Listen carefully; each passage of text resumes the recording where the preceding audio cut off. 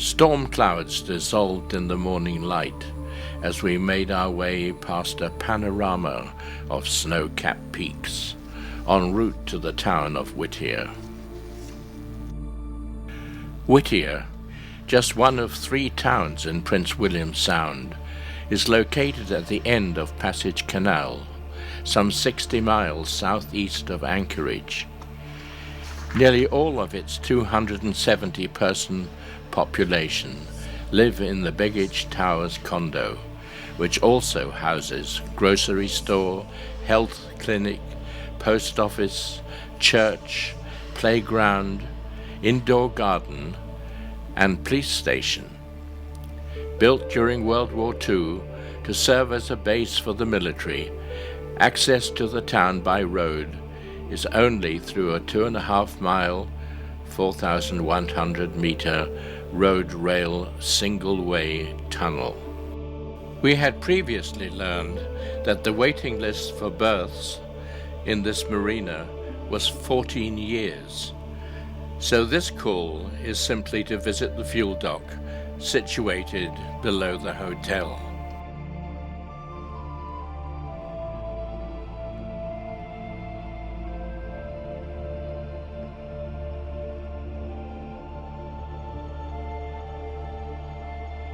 This immense black slope in Barry Arm, 30 miles distant, is a potential sword of Damocles hanging over the head of the town, as a tsunami created by a potential land collapse could reach Whittier in just 20 minutes.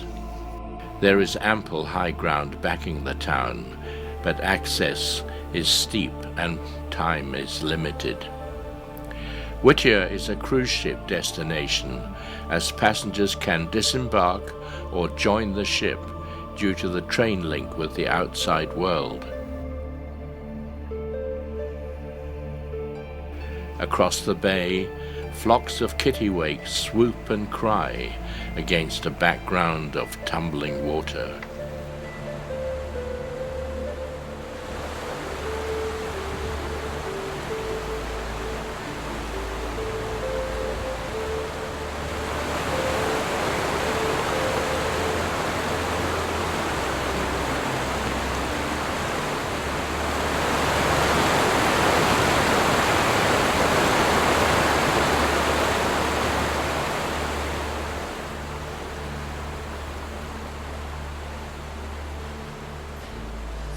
Moving on, we head to oddly named Pirate Cove for our overnight anchorage, from which we are spellbound by the panoramic view of the mountains.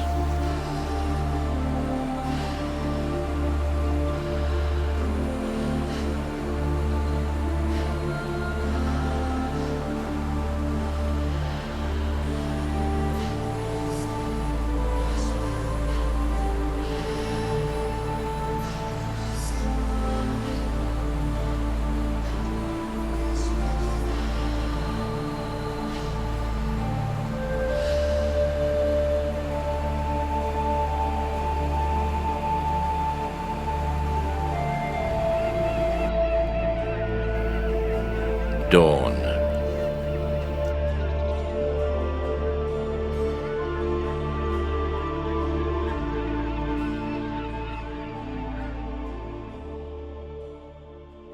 With Christine at the helm, Chris removes the safety line to raise the anchor.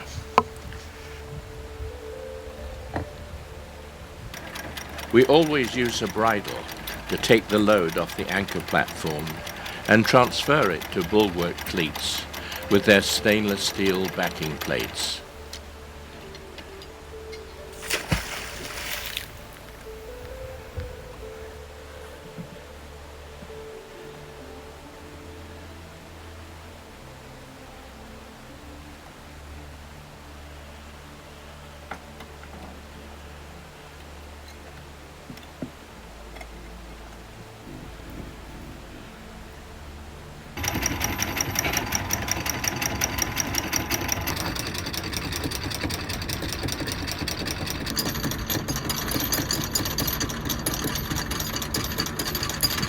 We search the world for the best equipment, and the anchor platform is a good example. The Ultra anchor comes from Turkey, the stainless chain from Germany, and the winches from New Zealand. The bow roller and railing are fabricated in Taiwan using stainless steel from Japan. Chris secures the safety line.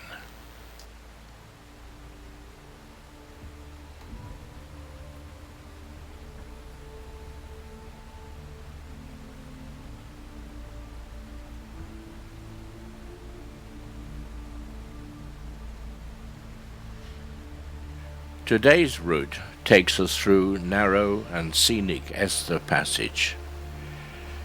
Here we encounter, and stay well back from, a mother bear and her cub swimming across its width. The cub fell well behind his mother, but sadly I obtained no good images because the artificial imbecile inhabiting my phone had other ideas.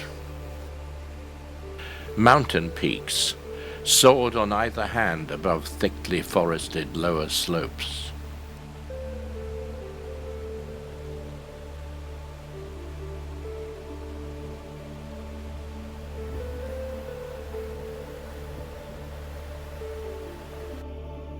Once in open water, each offshore islet carries a wig of trees. We turn into Cascade Bay to view the waterfall, which, at 170 feet and fed by 3 glacier lakes, is the largest in Prince William Sound.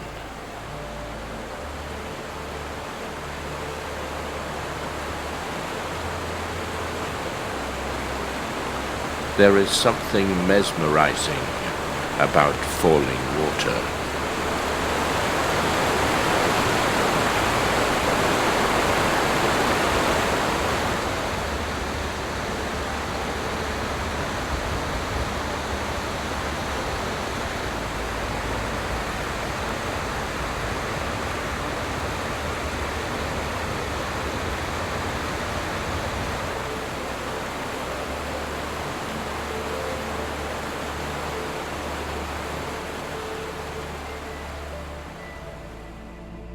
We stop for the night in Derrickson Bay off Eagleegg Bay.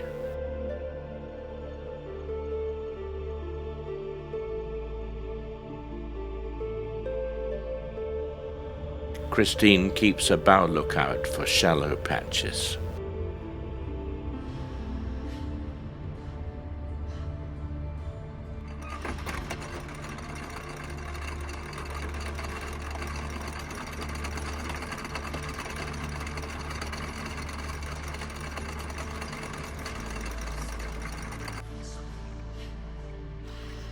Kayaks are ideal craft for exploration of protruding rocks and along the shore.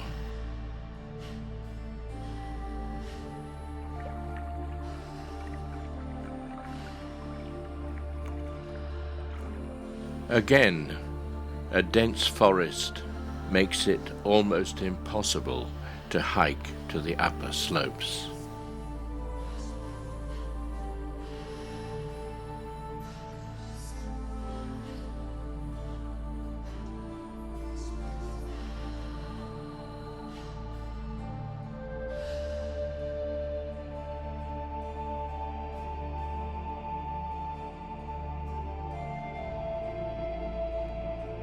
We awake to another morning of utter calm.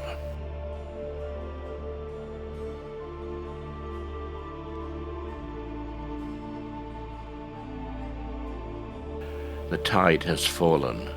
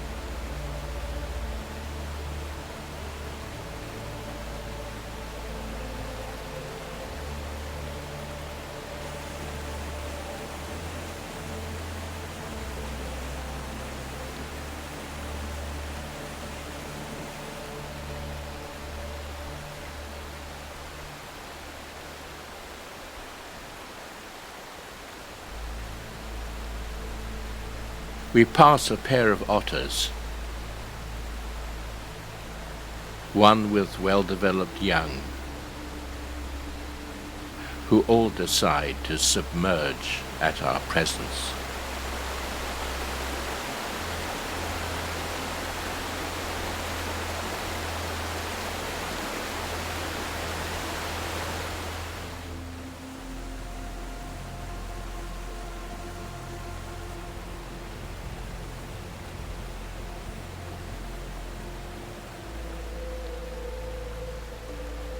Today, we are heading up Unawik Inlet to Meares Glacier at its head.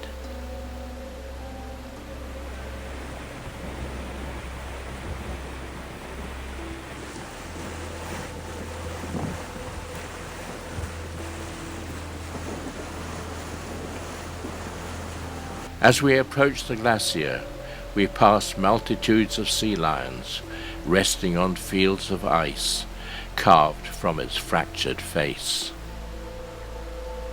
Something we have never seen before is a commercial seiner taking a break from fishing.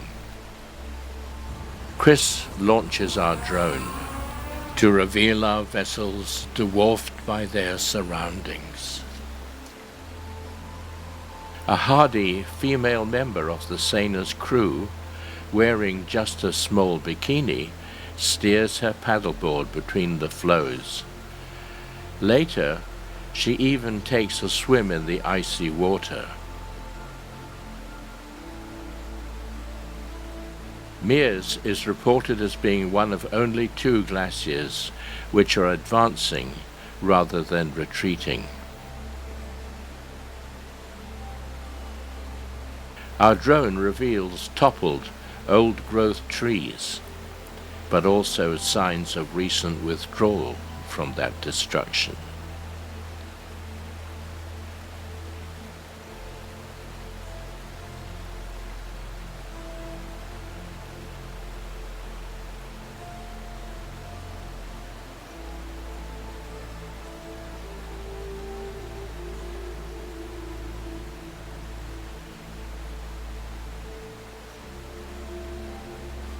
Solid ground shows in front of the face of the glacier at both shoreline edges, possibly suggesting the advance could be intermittent.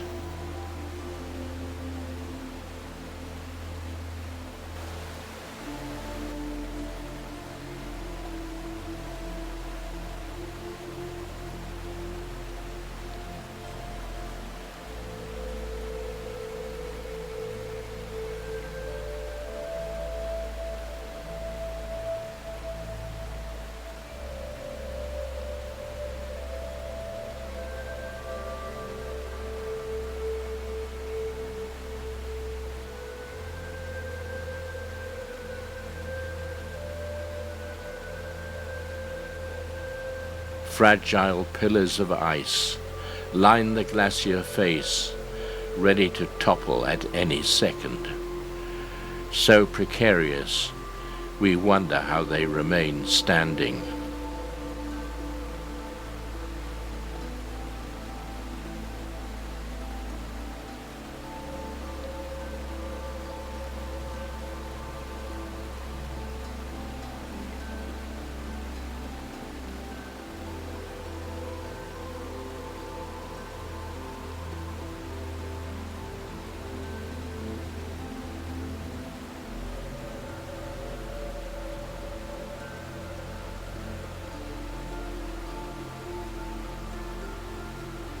There is continuous rumble and tumble of constant carving.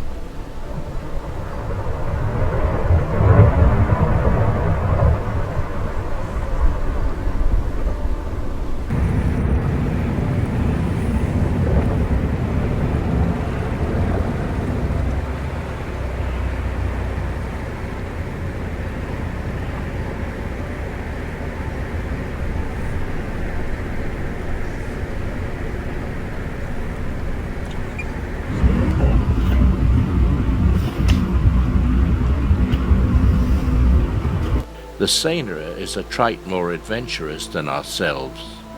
but its presence gives graphic and realistic scale to the towering wall of ice.